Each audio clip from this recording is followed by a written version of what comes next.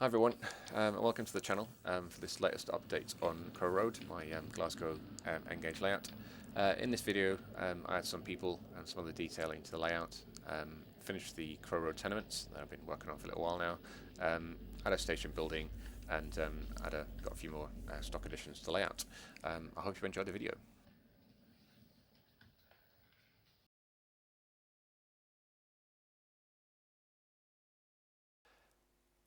If you watched the last Crow Road video, you'll have seen how I made the frontage of these tenement flats and sort of finished them.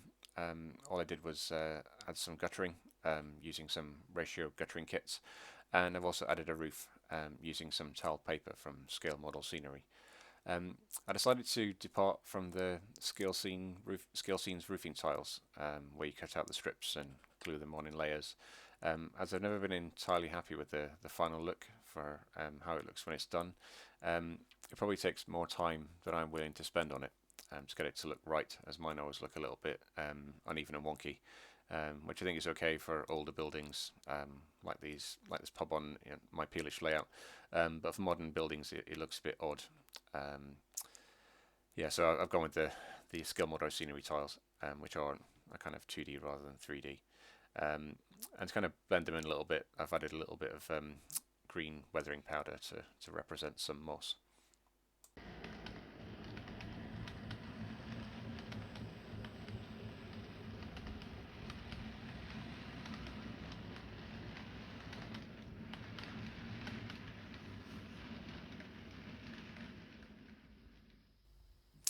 I was at Gauge Master in Ford the other day, picking up a few bits, and while I was there, I spotted this disco lighting kit, which I thought would be quite good for representing a student's party. So I've added that to the tenement flats. I think they look quite good. And with that, sort of finishing the flats off, they've now been glued onto a small card platform beside the road, and then to sort of blend it into the road, I've also added some Skill Scenes tarmac for a pavement.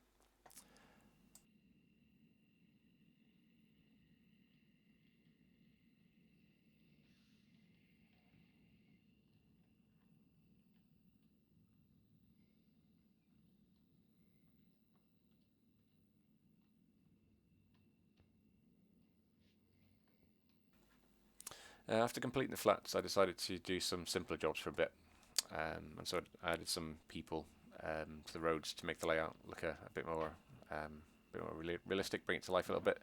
So you got a parent with a baby, or a Jakey with a pram full of tenants, take your pick. A lady admiring the passing trains before descending down to the platform, and I've also added some workers digging up the road because that seems to be a thing at the moment. All the figures are from Graham Farish, and the safety barriers I think are from Scale Model Scenery.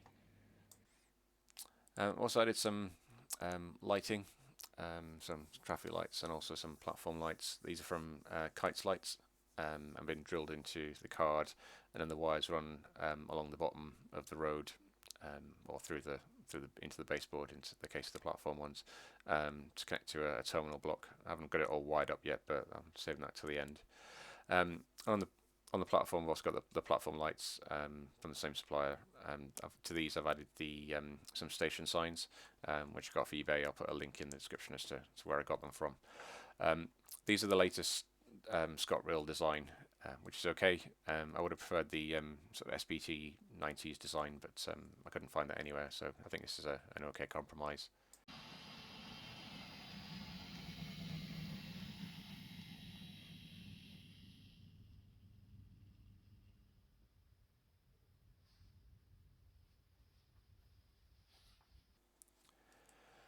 With that done, I was ready for a bit more scratch building, and so I turned to what buildings to put onto the platform.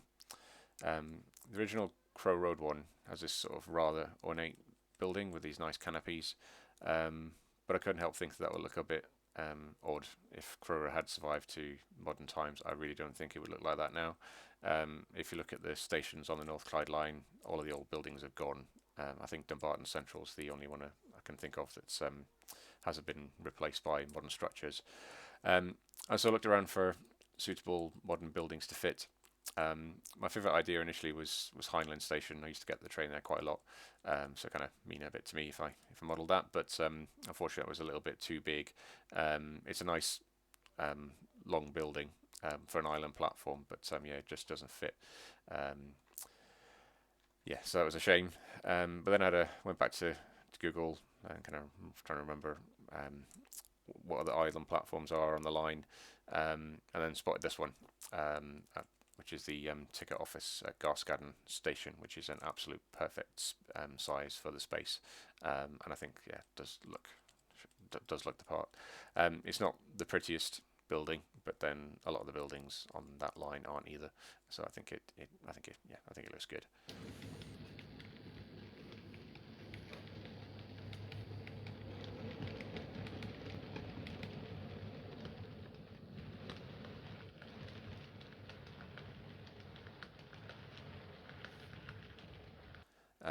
This was a really simple construction. I measured the dimensions from Google Maps, and then sort of drew up the buildings and the roof in Inkscape. Covered the card in brick texture from scale scenes. Cut out the windows, and then just sort of put a bit of clear plastic behind it. And then to finish it off, use some of the station signs that I had from the eBay supplier.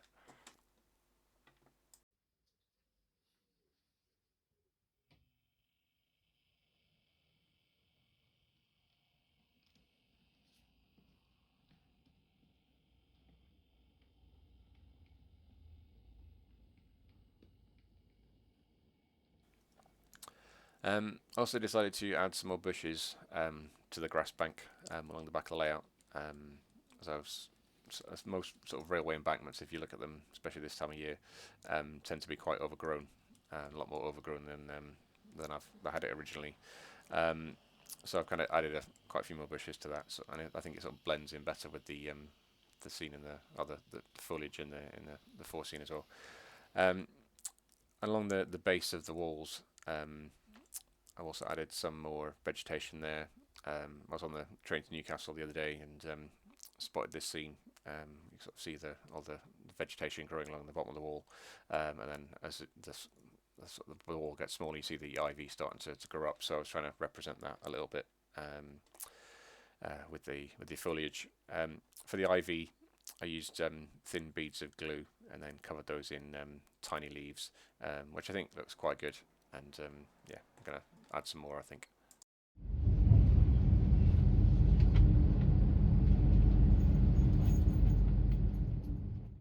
I've also tidied up the other side of Crow Road in anticipation of adding the new flats.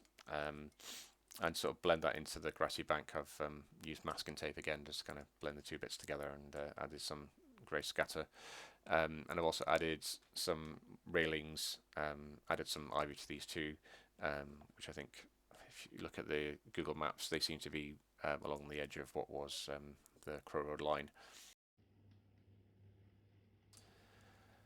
On the stock front, I treated myself to this ScotRail HST set, which would have been unlikely to find its way through Crow Road, but it's ScotRail, so that's okay by me. Um, I decided to add some people to it as well, as the routes are easy to take off, and I had loads of people left over from a previous project. And yeah, I'm quite happy with how they look, and so pleased with how they looked. I also decided to add them to my Revolution trains class 320 as well, which is a bit more of a faff to get the body shell off, but I think it's worth it in the end. And it does have lighting, so you can see the people a bit better, which makes me think that actually I'll probably get some dapple light bars and add lighting to the HST set as well.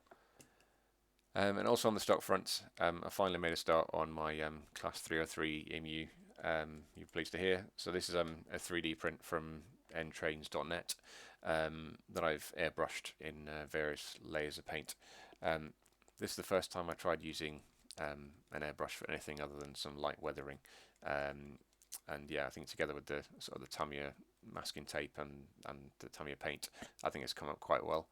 It's not perfect, as anything I make isn't, but I think it's good enough for me. And yeah, that's pretty much where I'm up to. So hope you enjoyed this latest update on Crow Road. If you did, please leave a like and yeah, let me know what you think in the comments section below, and I'll see you all next time.